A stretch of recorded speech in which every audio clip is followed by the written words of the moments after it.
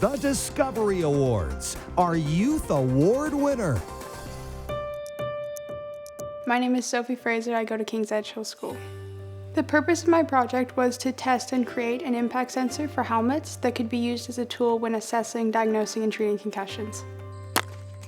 Hockey's always been a big part of my life, and it was definitely one of my biggest inspirations when coming up with this project.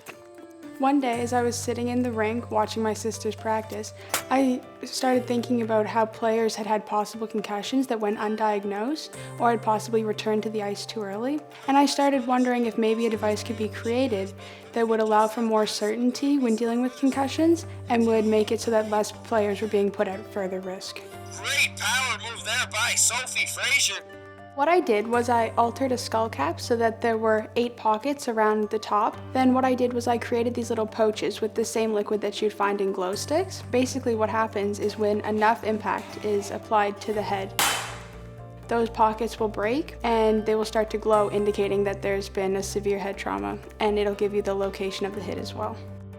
During the testing, what I did was I used a radar gun so that I would know the force of the hit, and through all my research, I looked up what the average force is for concussions, and obviously that varies, but it was sort of as a baseline so I could get the relative force that would be relevant with a concussion.